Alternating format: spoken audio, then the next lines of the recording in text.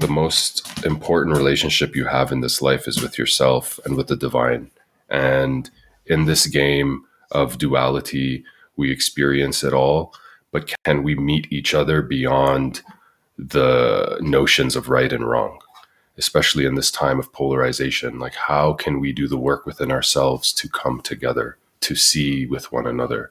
Because until I can see myself in you, I will remain blind. And so turn your eyes in, see yourself in everything, and know that you have the power to create your reality based on the beliefs you hold. And so constantly reflect upon yourself, see yourself, ask yourself questions, be brave to take that next step, be courageous to question what you've been told is truth, and trust that you are being guided and you are being supported by your greater intelligence, and that you are unconditionally loved, and to see yourself through the eyes of unconditional love. You are worthy. You are here, and thank you for being here.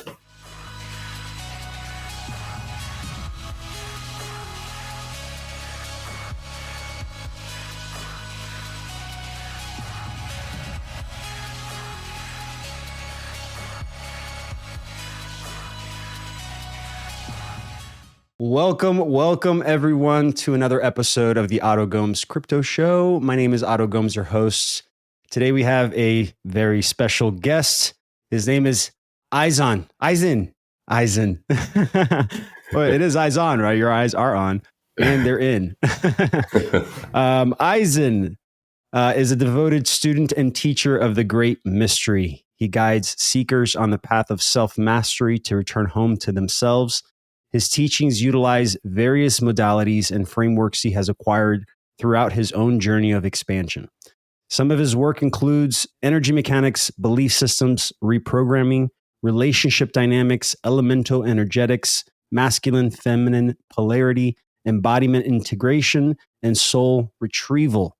As his mission on Earth continues to evolve, at his core, he remains a poet, philosopher, mystic, warrior, and messenger of love.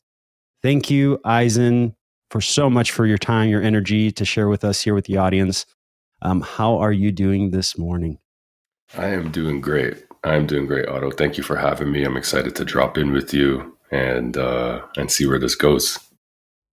Yes. So recently I was in your Birthright event, and my goodness, what an experience. You just had a combination of speakers that was mind-blowing. It was just like this 3-day event of layered perspective, of peeling back awareness that went deeper and deeper into the practical, and it just blew my mind. It was just a heck of an experience. If you guys are listening and you want to check that out, I'm not sure if it's still available to get after this event, if they're closed out, but is it still available? We've closed it out. We've closed the portal. If anybody is really feeling called, send me a DM and we can take care of you. We'll sneak you in there, and let you be a part of it. But you got to be there. You got to be there for these things, guys. Got to keep an eye out on Instagram and our social so that we can share this amazing journey and experience. So, Aizen, what I love to do with these interviews is get to know you better. I always like to connect with leaders that are building the bridges. And that's what I call a leader that's willing to do the necessary work to be the bridge of this reality. You know, I think that's whatever the calling is for the individual is like, are you building those bridges? Are you helping those, helping yourself in your own journey of awareness, but then creating something to facilitate, facilitators. So I want to learn more about you. What was your journey to this point? And specifically, this is a question I like to ask. What was your red pill moment that shook you out of the matrix and really brought you to this next level of awareness? It's such a layered response because although I had an awakening event, let's say, growing up, I had an awareness as to there's something greater, there's something beyond the veil. I had an experience when I was about 5 years old, sitting in the passenger seat while my dad was driving. My mom was sitting in the back. And this was early 90s. Middle Eastern parents, not wearing a seatbelt. And my dad, sorry, for whatever reason, I got up from the passenger seat and I turned around and I said, Mom, I want to sit next to you. And I got back next to her in the back seat. And within seconds, my dad got into a car accident. And yeah, I wasn't wearing a seatbelt. It would have been really brutal. And there was this awareness very early on that there was something that protected me in that moment. Even at 5, 6 years old, I was like, there's no, like, how did I move into the back seat right before this accident? And so there was the divine, let's say the invisible hands were very present in my life from a young age. But still really deep in the programming and conditioning and wearing masks and growing up, trying to fit in just like everybody else. And I think this is funny, but being a stoner at like 19, 20, 21 with a mixture of majoring in philosophy in university and also being like deeply in the rabbit hole of conspiracy theory documentaries on YouTube back then and like the Illuminati and all this stuff. And so there was this part of me that was exploring philosophical thought and theology and all these different topics and studying from different philosophers and then also diving into like what you see is not real, like the system that's at play and the Federal Reserve and the secret families and all of these things just kind of like blasted me wide open at a young age. So there was the seed of awakening was being nurtured in its own way as I was evolving and growing. But the generational trauma, the wounding, the pain of unworthiness, a lot of anger, addictions really blanketed my life. Living, quote unquote, the American dream, was making 6 figures at 24 years old, bought a house at 25, had 2 cars, going on vacations. I was living the dream, so to speak. Got divorced at a early age. I was 29, got married at 25, got divorced at 29. And that really started to crystallize and catalyze the inevitable smashing into rock bottom. And so addictions really came in full force: cocaine, alcohol, sex. And yeah, after the divorce, I saw like a really dark period. And that culminated a couple years later with just really, how can I put this into words? I mean, I got really tired of my own shit. I went on a bender. It really like imploded my entire life at the time. And from there, it was this awareness of like, there has to be another way. Like, what am I doing here? Like, how can I be the cause of such immense suffering in my life? And then I just started grasping onto everything. I was doing everything, man. Yoga, meditation, journaling, anger management, kickboxing, counseling, AA meetings. I was literally doing everything to try to like find myself in something. And the pieces kind of slowly started coming together. I began to really dive into self-study, personal development, spirituality. Plant medicine started to come into the picture at that point. And that was really the kind of the grand awakening, putting me on the path. Wow. Thank you for sharing that. I appreciate you being vulnerable enough to share that information. I really, really appreciate that. I'm sure my audience does as well. How old are you now? I'll be 38 in December. 38. So we're around the same age. I'm 37. I turned 38 in January. Nice. So so you were 25 when you got divorced. So this was what, 13 years ago, right? No, I got married at 25, divorced at 29. Married. Yeah. Oh my gosh, dude, we were the same person. I got married at 23 and got divorced at 29 myself. Well, let me ask you, I had been with her since 15 years old. So the divorce was like the breaking of whatever identity I had built for myself. So yeah. That's a little bit different right there. So I was engaged when I was 19. And I was engaged for about a year or so. but that didn't work out. I had a small epiphany at that age, which was, I'm so happy I did. And then I went to college, did the whole, because I grew up Pentecostal Christian. So when I went to college, I kind of broke out of my shell a little bit and started doing whatever, just trying to be a part of society, I guess, or be normal. And then right before I graduated, and this was, I think, pressures from growing up Brazilian, and there's a specific route you take. You go to school, you graduate, you get married, you have kids, and you just. So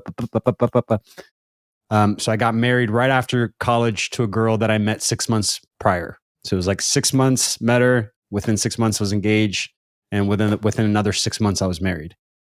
And it was the same route after the divorce. I was like, I threw everything out the door. I threw everything that I was accustomed to or normalized in my life out the door. Christianity, everything, and just started pursuing whatever I could in the pursuit of truth. I remember clearly, like, I need to know the truth of this reality. Like, what is going on?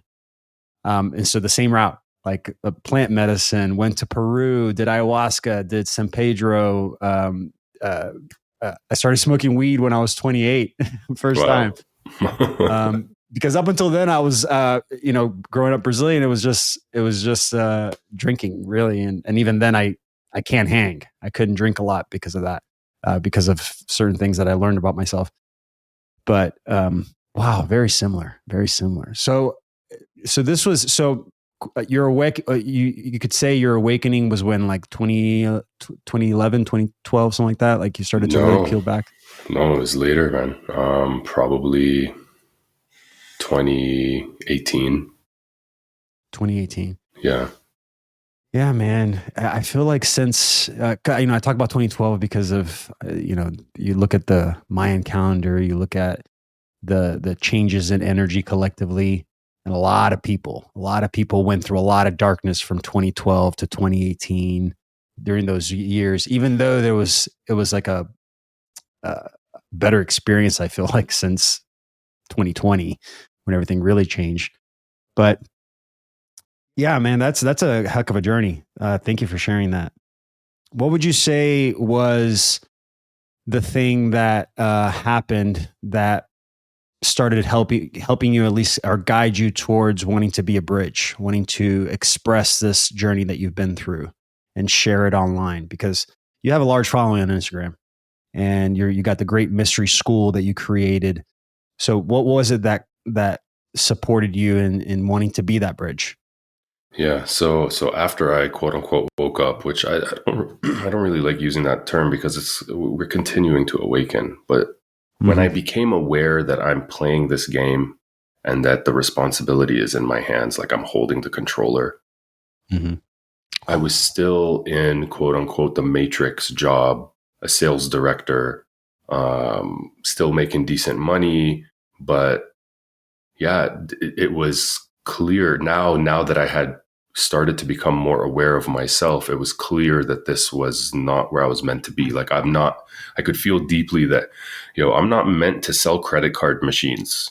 Like, I didn't come here into this life to sell credit card machines. And as I was sitting with my counselor telling her this, like, okay, I'm clean now, I'm awake now, I'm doing all the things, but why am I still miserable? And she looked at me and she said, I think you're better suited for something like this. And I was like, what do you mean? She said, I don't know. I feel you helping people, guiding people, coaching people. And I was like, huh, interesting. Okay. And at this point, I was just kind of saying yes to whatever was coming up. And so I decided, you know what? I'm going to become a counselor. Okay. But the counseling program was 2 years and it was going to need me to quit my job and all of these things. And so I decided to pursue a life coaching certificate. And this was just like a weekend thing for 6 months. So started in this life coaching program. And then within that, even another kind of signal came through with somebody asking me, what would a men's group led by you look like? And I was like, huh, a men's group. Okay, I'll start a men's group. And so I started the fellowship at that time. And I remember, man, being so resistant to starting an Instagram account. I like my whole body would close up, and I'm like, I don't want to be this guy making videos, and I don't want to put myself out there like this. But really, I was still feeling unworthy to step forward in that way and judging other people for doing so. And so reluctantly created an Instagram account. At the time, I was Level Up Coach. So Level Up Coaching started, and that was kind of the beginning. Like, really, when I think back at that version of me that was so terrified to be seen on camera, that hated the sound of his own voice, that was very self-conscious of how he was coming across and all this stuff. Like, it was some deep shadow work just to create that Instagram account and make my first couple videos and my first few posts. And I just want to say your voice is like butter. So I don't know. So like, please keep talking. I appreciate that, man. Which is one thing I learned after, which is like, oh my goodness, like I feel I've chosen this voice as part of the work that I'm doing. And so, yeah, it was kind of feeling as though I'm being called forward into the space, and I surrendered into that knowing. It was never something I was super excited about, and this is what I'm going to do and how I'm going to do it. And all that. It was like, okay, fine, I'll do this because I feel it's necessary. And then as I started to get more comfortable with myself and more comfortable speaking and not needing to record a video 100 times because I hated everything, the practice, it became its own spiritual practice to show up and to share, and things just started to build from there. But yeah, initially I was super resistant to it, very judgmental of myself and others. And it was a beautiful, dojo in a way for deeper shadow work and integration. Oh man, I think that's so important to, ground into yourself and love yourself, first. But the ability to utilize tools and not look at it from just one lens and see how we can actually use them for our benefit to bridge. And I love how you said that you realized you were holding the controller. One of the things I teach in my academy is, are you the player in the game? Or are you the player of the game? Like if you're playing like a video game, are you the little character in the screen jumping around, limited to the rules of the game, to the coding of the game?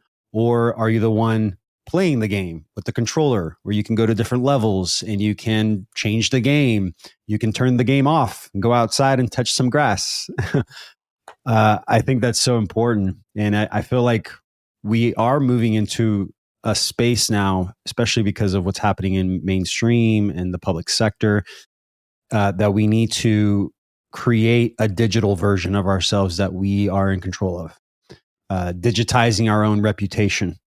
I think that's the best way to call it, so that we can present ourselves the way we want to present ourselves based on what is aligned. Because like they're moving towards a direction now of pressure, of control. It's a spiritual war in that sense, because it's taking away from our ability to present ourselves in the way that we want. But yeah, that's really powerful, man. I think it's important to do that and to be of service, to find what it is that aligns for you and be of service.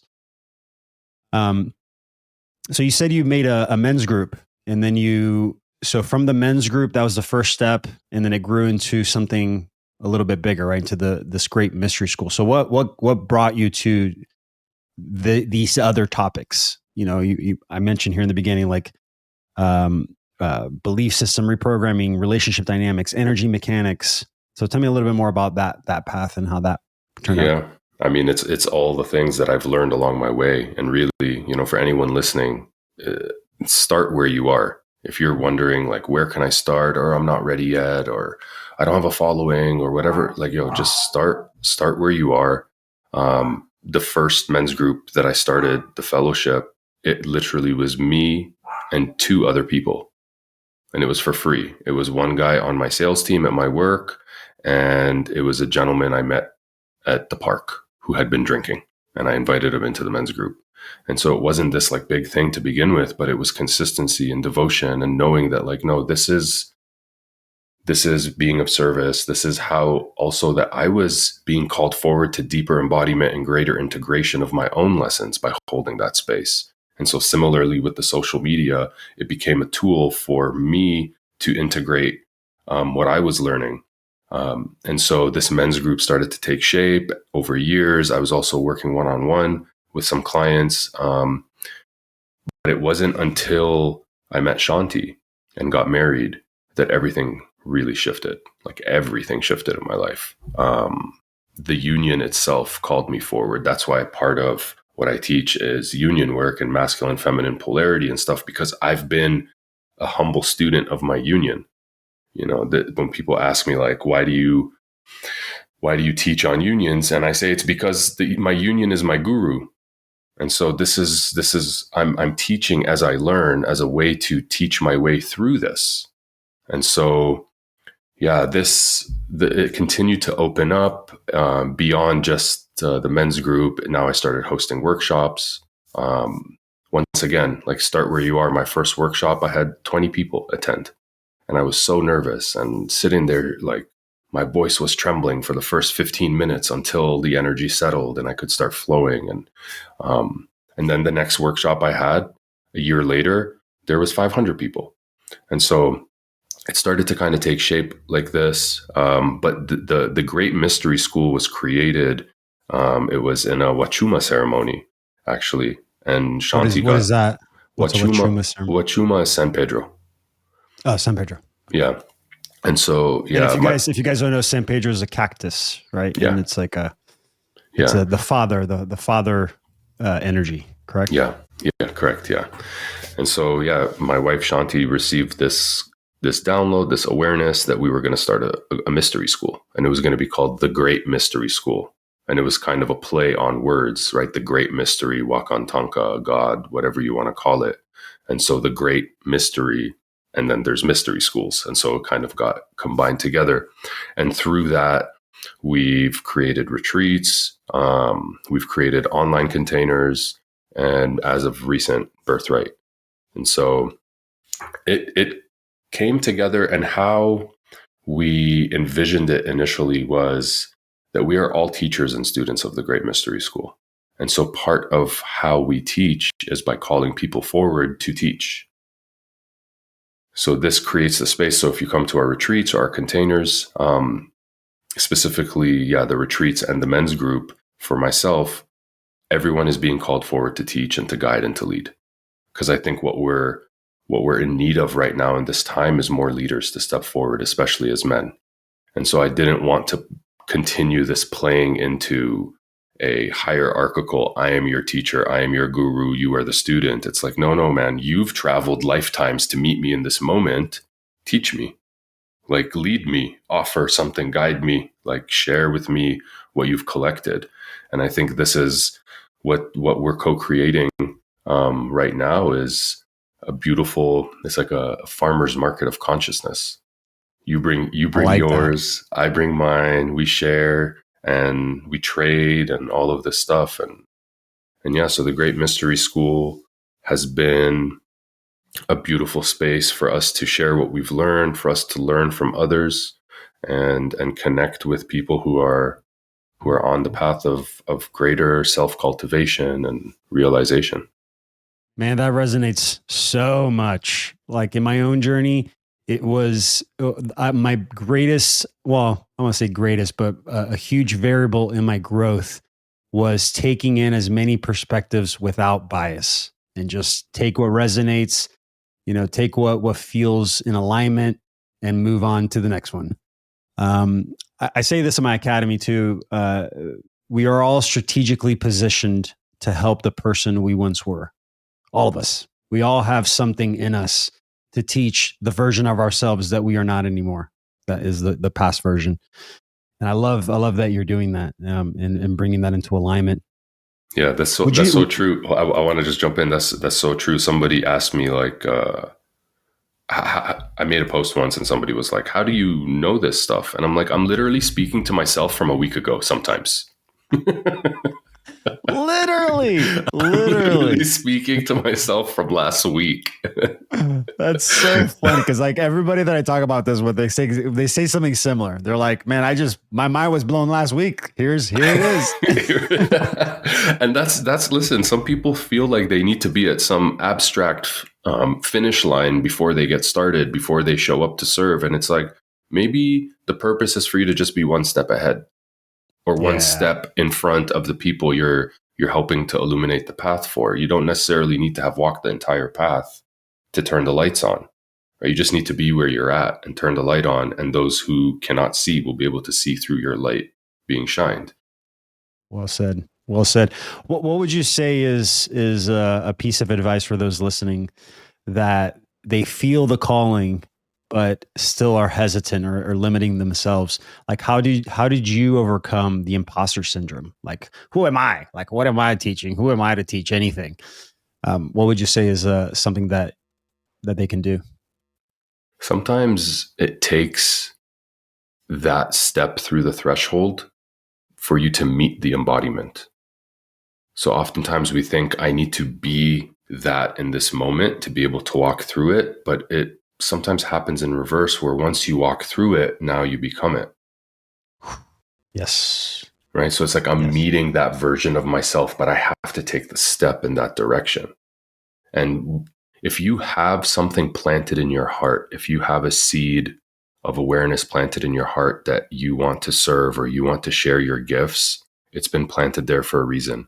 And I truly feel like as long as it stays hidden within us, we are quite literally dying slowly. Like it will kill you to not share that gift. It will eat at you. It will eat at you continuously. You didn't come here to play small. You came here to share your unique essence with the world. And there's a reason why, the codes are in our direct experience. There's a reason why no one else shares your fingerprint. It means everything you touch in this world, in this game, is going to be infinitely unique. And so the sound of the song of your soul, this is what we're building a relationship with and sharing that dance with the world. And so for those who might be kind of coming up against certain limiting beliefs, perfect. That's all by design. This is not necessarily going to come easy. You're going to have to face yourself as you come forward. And that's going to look like facing people's judgments, facing your own shame and your own outdated stories of not being good enough and not being ready enough and all of it. And that's perfect. That's this is all for us. This is all for us to see ourselves. And you will never necessarily, not never, but you may not be able to see the whole path. You may just be able to see that next step. And so ask yourself, what is the next step? And take it. The thing that was coming to me so strongly at the beginning, and why I ended up actually deciding to create a social media account and doing all this stuff online, is because I was thinking to myself, look, man, if I can help one person, it'll be worth it. If I can assist one person along the way, it'll be worth it. And little did I know that that one person would be myself, right? That I would be assisting myself along this path of expansion. And it was through teaching, it was through speaking, it was through sharing that I was able to now integrate my own experiences. I was able to shine a light on my own shadows. I was able to connect with other people. So it created this resonance that wouldn't have been possible if I stayed hidden or playing small, or right. So wherever you are, start. You'll never necessarily feel quote unquote ready, but your readiness, you will meet your readiness once you take that step. Become the reality you want. That's what I feel like you just said. If you don't become it, you're just having the idea of it. And I feel like our brains are not there to help us thrive. They're there to it's there to help us survive. And so trust your gut brain, trust your intuition, trust what's in front of you. I love that. I love that. I talk about utilizing tools and using the tools of this reality to facilitate your own journey and your own path, regardless of what your current perspective is of it. So you mentioned plant medicines. I did a lot of that myself, and um, I think every tool, if you abuse it, it will start to use you. You become the tool of it. Would you say that it's necessary to do plant medicine to get those levels of awareness? Is it something that you would recommend for the people that are listening? I joke and I say I feel like all politicians need to go on like a 2-year dieta and drink, Yeah. 30 times. And then the way we decide who leads is we ask the plants. The shaman go in to the spirit realm and they ask the plants like which person has cleared enough shadow and worked enough to actually lead. But I think it's really personal. Like if you have a calling, if you feel that signal and that pulse, like you're being called to go sit with ayahuasca, you're being called to sit with psilocybin, then again, that's been planted in your awareness for a reason. But I definitely would not say everyone should do anything, especially with the state of plant medicine right now. Who are you sitting with? Are they in integrity? Are they truly medicine keepers? Are they just serving the medicine from their own ego? Like, what's happening here? Is there something even darker happening here that you're not aware of? Because you're going into these spaces, taking plant medicine, blasting your field wide open, and whoever is serving that medicine, it's really important. So I wouldn't say to everybody, just go and do it. But if it is planted in your heart, you have this calling, trust also that it's going to align. Like a pathway will open up for you to go and sit with the medicine in the same way it opened up for me. I didn't have to go seeking it or anything. It was just kind of like came in as like, here's the door open. Do you want to walk through it? So that's what I would say is, I don't know. I think everyone could benefit from it, in theory, under the right pretenses and guidance and setting and all of that stuff. But um, there's a lot more involved in that. Yeah. Well, I think you said it right. You said it perfectly, which is if you feel that you are in this pursuit of it, or like it's a struggle to get to it, or it's difficult, or there's these negative polarities happening in that journey, then it's probably not for you. It's probably not something, the universe is speaking to you. But if it's presented in front of, not presented in front of you, but if it's not something that you were actually searching for, but you were searching for truth, or you're searching for answers or an alignment, and that is what is brought in front of you, then maybe that's the path. Yeah. But I agree. Yeah, it's an individual journey, and it's not right or wrong, in my opinion. It's a tool. Tools aren't evil inherently; they're just tools, and it's how we use them, where we use them, the environment we're in, the people that facilitate it. I'm in full agreement with that. I totally agree, and I love, I love how you said if every politician was just to take this little journey and just go on take the ayahuasca, take the psilocybin, and just go a little journey and let the plant medicines choose. That's great. Yeah. But it's funny because like my perspective has shifted a lot around that, especially now this year because it's election year, and there's the narratives around politicians now are heavy and creating the division. Like even this DNC event that just happened, I Yeah. watched I couldn't watch more than 5 minutes because it was just like it was just nonstop, just negativity. It was just this divisiveness in the perspective.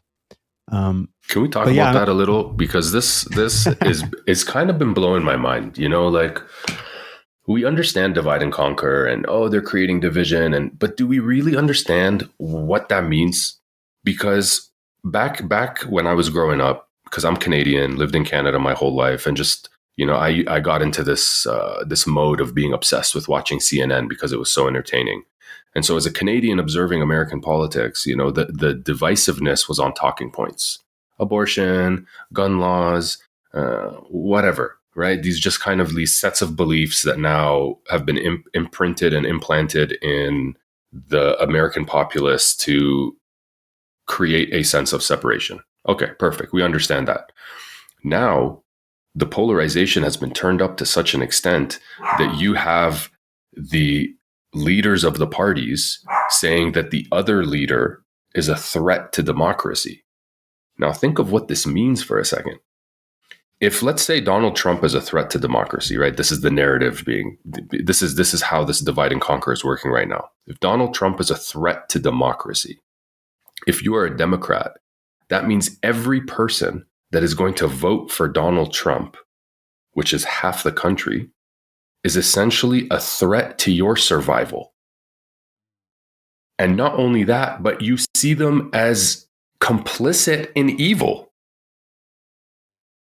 Like, think of the effect that this is having within the US specifically, when you're seeing the other half of the country as either complicit with evil, co-signing with evil, or so stupid that they're doing so. And so now you have the other side looking at, they're both seeing the same thing. They're both seeing somebody who's co-signing with evil or so stupid and ignorant that they're co-signing with evil. Equally, right? Equally, because the narratives are equally in both sides. Yeah. Exactly. So like the polarization has reached I feel such a tipping point that where can you go from here other than a full-blown civil war or a collapse, and people have to come back together? Because this illusion, it's all playing out for us. And even though it's an agenda to divide and conquer, I feel like it's creating a pathway for interconnectedness for those who become aware of it. And so where do we go from here when you feel like half the country is co-signing with evil? Like, this is why I talk about, this is why I went into like knowing the differences between law and legal and public and private. What I've boiled it down to myself in this research and my own journey is that it all has to do with identity and dependency. Right. So the more dependent one is with anything in the public sector, in these central systems, the more you lose your identity in it. So like your title, your degree, your license, how much money you have, the things you have, and you lose yourself in that dependency, and you lose the identifying piece of yourself. And here's the kicker. We talk about the Matrix. I love the movie The Matrix. If you guys ever watched it, it's a documentary. Especially when you look at it from this lens. But the kicker is that what keeps everyone sucked into that cycle of that externalization of worth and value is their name. And in the duality of the name, it's interesting because the name is powerful. The name that you were given when you were born, that was placed on the birth certificate, it is powerful because on both sides, the negative and the positive polarity of it, it can be the thing that controls you fully by that system. Or if you shift identity and go like, oh no, I am the body, or even bigger, I'm the soul, I'm the essence, the energy that drives this vehicle, this body, then the name just becomes another tool. It becomes something that you can grab a hold of and utilize in this public sector, in these systems, in this divisiveness. So that's what I think. I think it just has to do with identity. Well, it's interesting you bring that up, because the identity, think of it like this. We're aware of the propaganda that's being peddled to divide us. And yet, how many of us are aware of the propaganda of the identity that is dividing us? So we can see mainstream media, we can see all this propaganda and be like, oh my God, they're spending trillions of dollars on this propaganda machine that's manipulating and causing division and separation. And yet, when you really look at it, the most poisonous form of propaganda is actually coming from your own identity. And you experience it even within your own home, in your relationship, seeing the separation and division from your partner because your own narratives are playing out and feeding into the emotionality that's causing this division and separation. And so I think as this game is played from the inside out, we can complain about the divide and conquer tactics being used, quote unquote, against us. But until we start to rectify that within the self, nothing outside of us will change. In the same way that they're lying to us, they're deceiving us, they're hiding the truth and all this stuff. It's like, are we living in truth? Are we telling the truth? right? Are we sharing the truth with each other? Am I still hiding from you? Am I still hiding from myself? Again, the most poisonous form of deception is self-deception. And so, yes, we are seeing this in the external world only to then better understand ourselves through that reflection, right? So wanting them to stop lying to us when we are still lying to ourselves is a complete cop-out and outsourcing of power. So, like you That's said, it. That's yeah, like you said, it that's all comes exactly back right. to identity work. Like the false identity that has been governing this experience, right? Like you said, connecting into that true essence, anchoring in the soul deep into the body.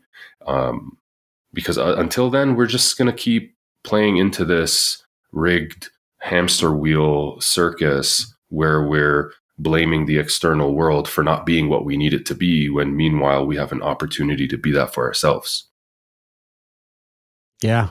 You said it right, man. You said it perfectly. And that's why it's it starts with self. It starts with our own perspective shift. It starts with our own inner journey to, I call it re-internalizing our self-worth.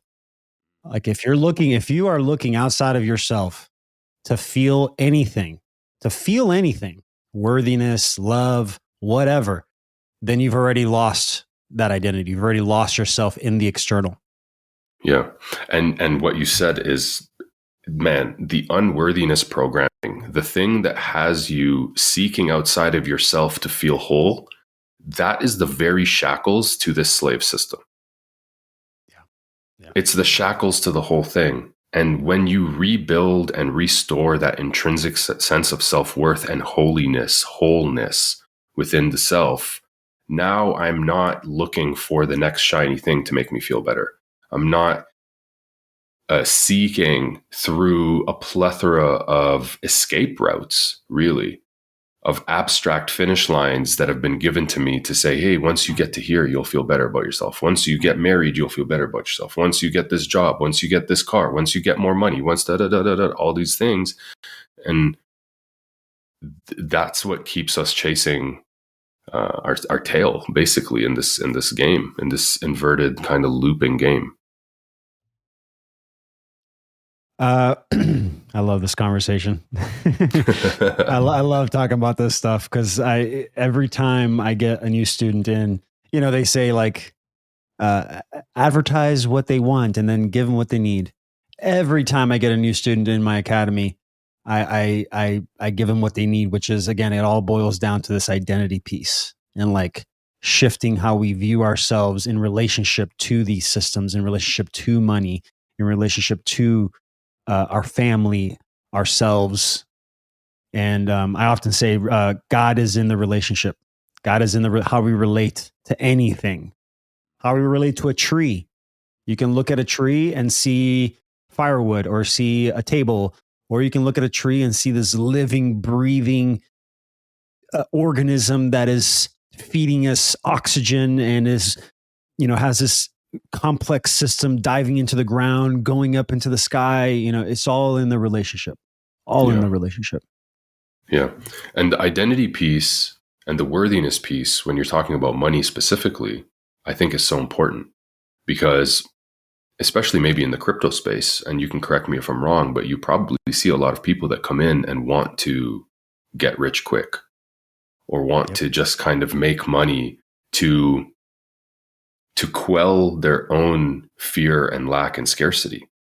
And so their identity, they're interacting with the concept of generating wealth through an identity that's still deeply in lack and scarcity and fear, or not feeling worthy enough to even hold that much energy. So the piece around identity and worthiness and crafting this capacity to hold energy and to call in abundance and to have a vision of where it's going as well, beyond just I want it to feel safe. Because if you're calling in this money in order to feel safe, right? It's still outsourcing. It's still going outside of yourself to build that sense of safety. And so even if you get that money, you might temporarily feel safe, but the mechanisms within that have you feeling unsafe and needing that money to feel safe are still present. And so it all boils down to working to craft an identity that can now step forward and actually interact with, in this instance, crypto and finance and money from a place of embodiment, empowerment, vision of where it wants to go, um, as opposed to just like a blanket of safety.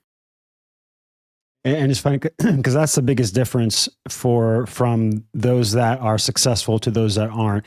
If you gain any amount of money without working through that programming and through that internal shift, then you will lose it as quickly as you made it.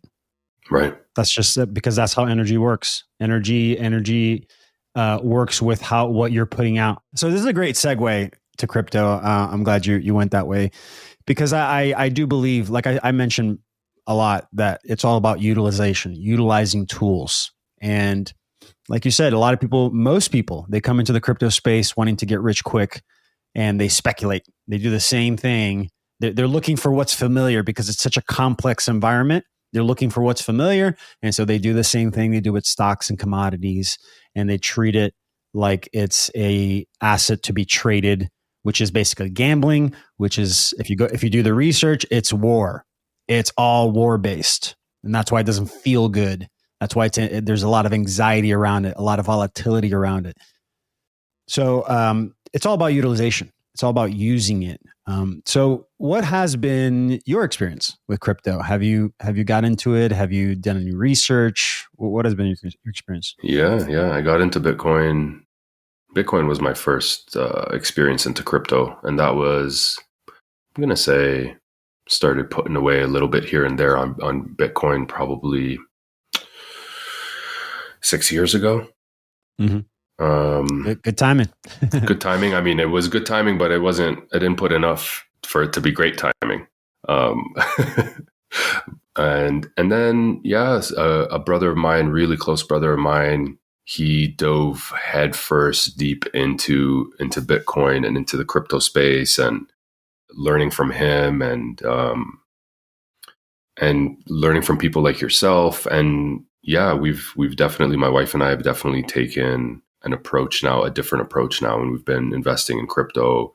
Bitcoin is big in the family, and we're excited to see what's going to happen in the next, 6 months plus. Like yesterday felt like a big day as well with all the announcements. So it's an exciting time, definitely. And I think, like you said, how are we interacting with it? Are we gamblers? Yeah. Right? Are we investors? Are we still attaching to the fiat system? Like, if you're investing in Bitcoin, are you looking at it based on how much it's worth in US dollars? Because then you're still feeding into the fiat system. Or are you just seeing Bitcoin for Bitcoin and understanding that it's a new system, a decentralized system outside of this current game? So there's been a lot of learning for me, because I fall back into these old programs of like, oh, Bitcoin's worth this much money. And it's like, okay, bro, where's this coming from? Are you still looking to get rich off of this thing? Or are you looking to really pioneer a new paradigm and invest in that and hold that and know that and trust that this has been given to us at this time for a very important reason, right? So, and also the awareness of my own desire to like get rich quick. And so, do you jump into these shit coins, or do you stand in integrity and know that, like, where are your morals and your values in it all? And it's been an interesting experience. I mean, I wouldn't say I'm an expert by any means, but we're playing for sure. Yeah, I think that if I can just share a few tips please. or a few points that can maybe help you shift that relationship. Again, I talk about speculation versus utilization. The reason I teach that is because in the speculation perspective, you will always be creating value with the asset based on its price. And that's the trap. Price does not equal value. I can give you another example. Gold. Like, I have many people that come into my space and they go, oh, gold's better because it's tangible. I can bring it home. And it's like, you bring it home, you buy it, you bring it home. When you sell it, where do you look to see how much you sell it for? You're going to go to the markets and you're externalizing your worth, and you're still playing the speculation game, even though it's in your environment, right? In your possession. Unless you're like melting the gold and turning it into jewelry or turning it into technology, you're not utilizing it, because then you're in control of the wealth building at that point.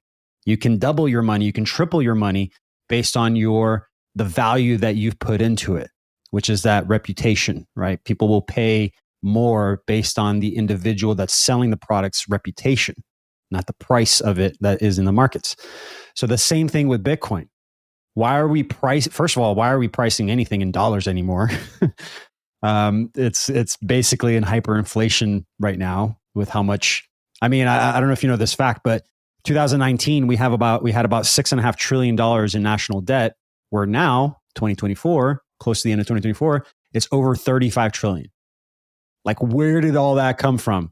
Well, I can go down that rabbit hole, but the printing, right? This printing of this currency. It's not money anymore. It's just it's an energy. So with Bitcoin, and this is the other thing I say too, 99% of the projects in crypto, literally 99%, and there's 2.5 million projects right now. Okay. Most of them have been just copy and paste, because that's what you can do with blockchain. It's all open source. So you can copy the code, change the branding, and then boom, another project. So there's 2.5 million projects out there. 99% of them are either outright scams, where they're just like deliberately just trying to take your money and siphon you, or even the legitimate projects, quote unquote legitimate projects, are unconscious scams or indoctrination scams. What does that mean? They were developed by coders that didn't work on their relationship to money. They didn't work on becoming aware of like the traditional banking concepts. And that's the thing, right? We have this new technology that we can use to transact, but they're still being coded with the same flow of energy, with the same flow to the few. And so if you truly are wanting to build generational wealth and you're wanting to create value from yourself, you have to use the technology. You have to utilize it. You have to become the bank. You have to do the services that banks do: lending, borrowing, liquidity providing. There's a bunch of mechanisms out there in blockchain that allows you to be more in control of the wealth that you're building. If it's just get rich quick, if you're just speculating, which you can do. I'm not bashing day trading. I do it all the time. It's knowing what you're doing. It's having a clarity on the intention behind the actions. I think that's that's correct about anything in life. If you don't know why you're doing the thing you're doing, stop doing it, and then sit with it for a second and go, what am I doing? But that's very clear to me in crypto. If you're just playing the speculation game and you don't know, and you think that that's the only option, that's what it is, then you'll always fall back into the traps. You will fall into the same traditional banking traps. So that's how I teach it. It's about utilization. That's crazy. 99%, you say. And what do you say? I'm curious to hear your perspective, man. Like, what do you say in terms of, you've got your Bitcoin maxis, right? It's only Bitcoin. This is the way. And then you have those who will play with different projects. And what do you say to the notion that playing in those projects is potentially still playing into the buying lower, waiting for somebody who has FOMO, selling higher, and kind of still feeding into the haves and have-nots? What do you say? What do you say to that? Yeah, I was actually in the early days, I would poke fun at the Bitcoin maxis. Like, these guys are so dumb. They're just holding on to this old technology. And I would say that. And now I look back, I'm like, old? Well, what are you talking about, bro? It's like it just started. Everything just started. It's because like when you're so sucked into the ecosystem and you see the innovation, how quickly it changes, it's easy to point backwards and go, oh, that's the old version. This is the new version. And I think that is also an indoctrination of reality, of just like mainstream divisive capitalism, how they've built it out. In crypto, newer doesn't mean better, or newer doesn't necessarily mean more value. It's more about the fundamentals of the technology, how it's built, how it's coded, how secure it is. So I'm definitely leaning more back towards the maximalists now. I'm like, oh, Wow. they had it right, because they realize that like the way that it is built, and it's been tried and tested so many times by governments, by corporations, by attacks in many different ways. A lot of people don't know this either. Bitcoin in the beginning was hard forked to protect itself 35,000 times. 35,000 times it was split away because of attacks that were happening to it. And you can look at it as like, oh, that's terrible. You know, it can be changed. No, it was in a consensus of individuals that were a part of it, that knew how it worked and why it worked the way it worked. They came together and it came into an agreement. Thousands and thousands of people, if not hundreds of thousands, came together and it came into agreement. Like, when has that ever really happened in our taught history? That many people coming together and coming to an agreement, where now it is solidified. You know, I'd say in the last 8 to 10 years, it's been solidified in what it's always going to be. And even then, like, I still think that, you know, something could potentially happen where another consensus needs to happen. So for those that are like pursuing the new shiny, bright new thing in crypto, that's great. I think it's cool to be a part of these new innovations and learn them and see how they work. But yeah, it's that split of like utilization to speculation. Like, if you're still speculating, even with Bitcoin or with anything new, and buying low, selling high, you're still playing the war game where somebody needs to lose for you to win. Where in the utilization, where you're looking at the fundamentals of the technology, there's more. I mean, you could say that it's more ethical, right? Because you're actually adding value from using it. That's how really blockchain is supposed to work, in my opinion. It's supposed to create value from your input of work, right? Think of it more as like this system that think of it as like this. It's our very own operating system without central parties, without officiators, without gatekeepers. And the value of it is driven by the use of it. The price is a whole separate thing. The price is a collective, you know, speculative war game where it's really being manipulated and driven by mainstream media. Where in the utilization of it, and obviously you have to do the work to make sure that the fundamentals are sound and secure, and know what to look for and where to look for it. That's where the value is built. That's where long-term viability is built. And where the more people use that new technology, the stronger it gets. So that's why I say like 99% are basically unconscious scams, because of the way that they're being used right now. They're just purely being speculated on. And you go into these projects that are like, you know, $17 billion market cap. And then you go and see how many people are actually using the technology. And it's like 5,000 people. It's like, what is going on here? There's barely anybody using the technology, yet it's worth 17 billion. Why? Because it's being driven by the price and the speculation of it and the war games and all that. I love Does that make sense? Yeah, I love that, the utilization over speculation. And the one thing that you drew so beautifully there was the unconscious scamming.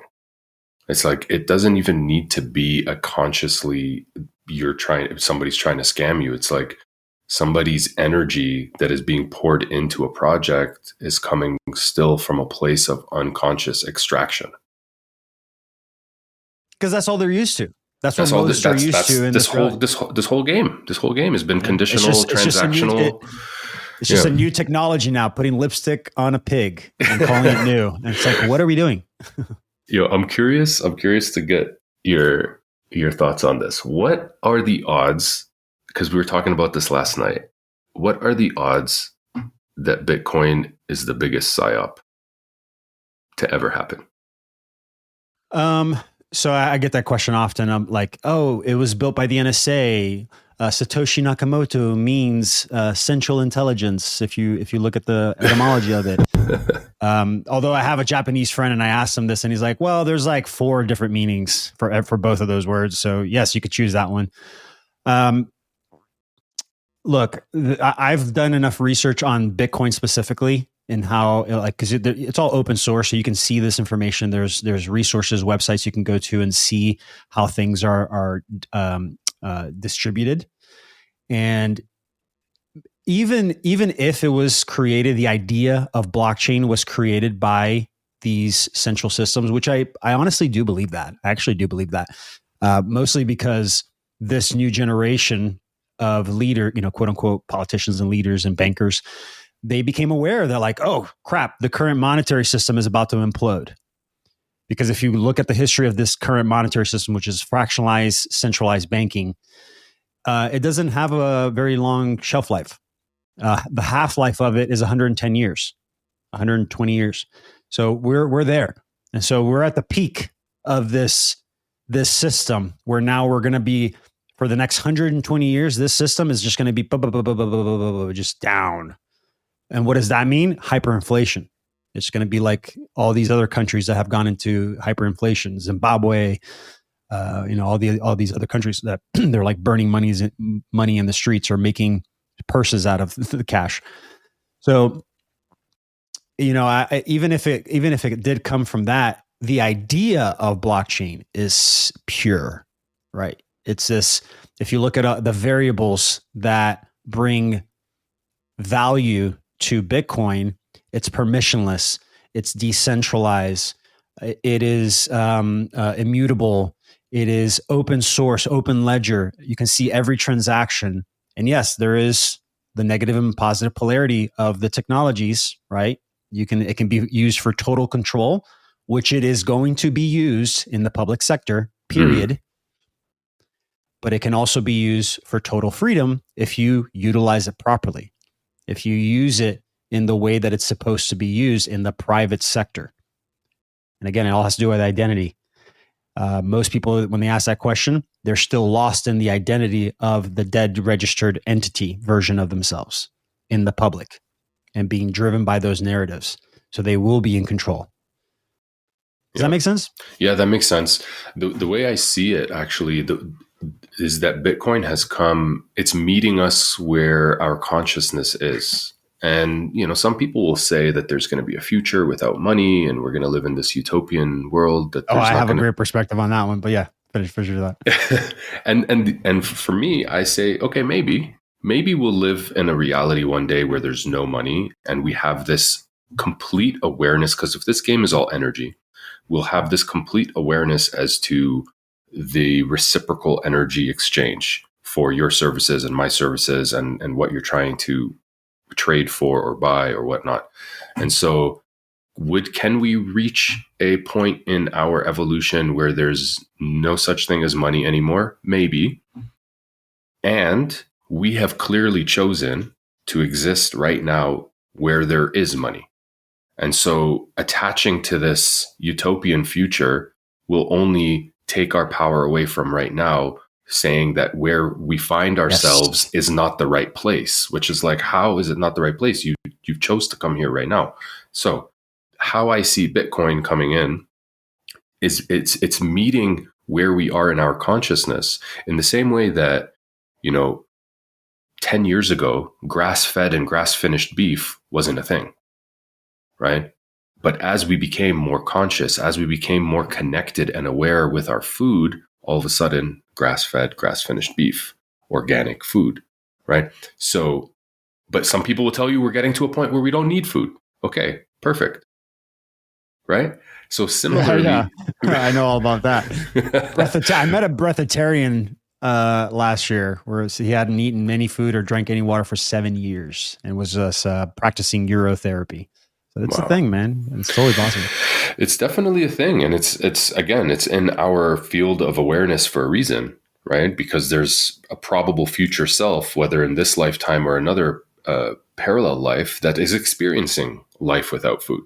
And so we have this connection, or experiencing life without money in this game. And so we have these connections.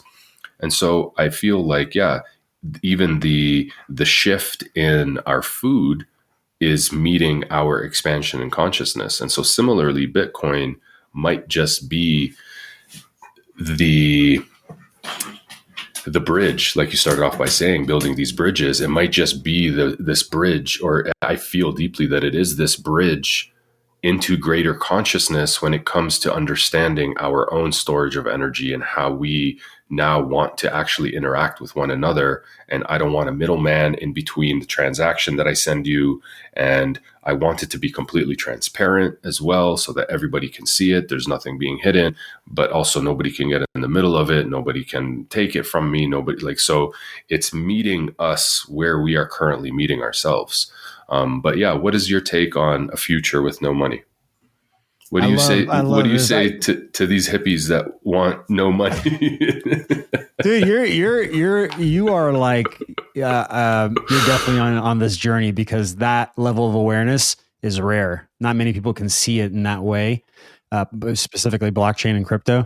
But you're like, you're touching it, and you're like putting your hand through it. So this is how I see it. There's something in crypto that we say about blockchain. It's a trustless system. Even specifically Bitcoin. Bitcoin is considered a trustless system. And so I don't know if you remember my birthright speech about the layering of law. Mm-hmm. The law that governs it all is trust law. Trust law. Trust law. And what I believe is this, is that blockchain, Bitcoin, these systems, it is merely a stepping stone. It's a bridge to recreate trust. And both you and I think, know that there are many ways to transact energy. Money is just one of the ways. That's the current tool of this reality, based on the fractionalized centralized banking system, where it's an easy way to transact, to transact energy, to transact our output of energy. But we know that there's many ways. Like I feel like once you do a lot of the work and shed a lot of the traumas and peel back a lot of the awareness, you'll feel different ways to exchange energy, a smile, words of compassion, being of service. There are ways that you can feel whole and full through those transactions. And so I agree with you. We were born in a reality that uses money or currency. It uses these negotiable debt instruments, and Bitcoin is now just a new way of doing that. And so I believe eventually what's going to happen is this is just a stepping stone. Like, I don't think blockchain is the end all be all. I really do believe that it's just a physical visual representation of what we have the capacity of doing with this technology, with this body. There's a lot of antennas and senses and things that are happening in this body that most have forgotten because of their environment, because of their choices, their lifestyles, that we are going to start to turn back on. The DNA, that's a whole other conversation about DNA. Is it real or not? Alex Zek, so he's always like breaking those perspectives down for me. But these codes, whether we're getting it from the records, from the source, whatever you want to call it, we're turning them back on. And I believe that this is just giving us a visual, physical representation of what we have the capacity of doing naturally. But yeah, we're still in this reality. We're here physically. And if we're not utilizing the tools around us, then we're just, externalizing our worth and succumbing to the narratives. But yeah, I see it as a path, as a bridge, as moving towards this, the recreation of trust with each other. Because really, when you look at the fundamentals of blockchain, because it allows you to see everything, and there's no middleman that's manipulating anymore. It's peer to peer, me to you. That is a physical representation of that energy exchange. And I don't know if you've ever been in front of someone and paid them from phone to phone, boom, with Bitcoin or whatever other blockchain or other crypto. It feels interesting. It's like, whoa, we just used a operating system that nobody else controls, that allowed me to push energy from me to you in this now moment instantly. Yeah. I mean, I spent over 10 years in the payment processing world. So I know very well how many people are involved in just a transaction when you go to the grocery store. You've got the issuing bank who issued the card. You've got the payment processor. You've got the merchant, you've got the patron. It's like there's so many people involved in this transaction and percentages being taken. And even just, we don't need to get into the conversation of taxation, but even the amount of times like $100 is taxed along the way, it's crazy, man. It's crazy. And so yeah, I agree with you. I see it as a bridge. As our consciousness expands, it has come in to this game, to not only assist us as a very powerful tool in what we are stepping into and creating, but also to remind us, like, there's another way. It doesn't have to just be this linear approach, take what you're handed and that's it. It's like, no, we are co-creating this reality. Like, we are made in the image of our creator, and we don't just need to like stand down and take what we're given. Like, we have tools at our disposal right now to really shift a lot. And I think it's being felt even more in the mainstream, as time goes on and more of these actor politicians start talking about it. And maybe as well too, now that you're saying about the speculation, maybe they're playing into the speculation as well to keep feeding these disempowering narratives. So it's that's why they're accumulating it. That's why they're creating the ETFs. I mean, it's just another asset that they can gamble and go into war with. That's what they love. I like how you said that. I never thought of it like that. It's war energy, the haves and have-nots. It's like, what can I take now? It literally is. If you look at the history of day trading and charting, it goes back to 1700s Japan, where the rice farmers were trying to decide how to trade with each other. And the only structure they could all agree on was the book, The Art of War. So everything in trading derives from the art of war, all the concepts. So yeah, man, that's crazy. This was amazing, Aizen. This is great conversation. I loved it. Really appreciate you. Really appreciate your time. If you guys want to connect with Aizen, check him out on Instagram. It's at Eyes, so EYES. Is it 2 underscores or just 1 underscore? Yeah, it's 2. 2 underscores. So it's Eyes, 2 underscores, IN, and then 2 more underscores, right? Check him out, or check him out on thegreatmysteryschool.com. You got a lot of cool things that you're offering there, and I 100% recommend putting yourself in Aizen's field, because you'll just absorb amazing energy. So last question before we end this. You have 90 seconds. You're in front of millions of people. What is something you leave them with? If it's advice, if it's something that you want them to embody, what do you say in 90 seconds? I would start off by saying the most important relationship you have in this life is with yourself and with the divine. And in this game of duality, we experience it all, but can we meet each other beyond the notions of right and wrong, especially in this time of polarization? Like, how can we do the work within ourselves to come together, to see with one another? Because until I can see myself in you, I will remain blind.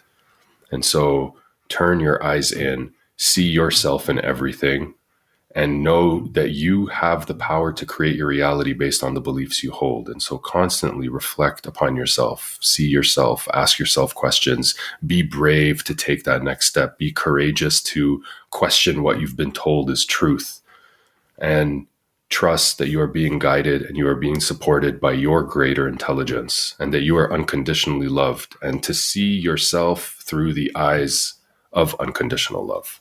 You are worthy. You are here. And thank you for being here. Loved it. Loved it. Thank you, Aizen. Really, really appreciate your time, your energy. This was amazing. Again, guys, connect with Aizen on those platforms. And yeah, this was great, man. Thank you. Thank you so much. Thank you, brother. Appreciate you. All right, guys. Thank you for watching and listening. And the last but not least, always remember, gamify your abundance. Love you guys.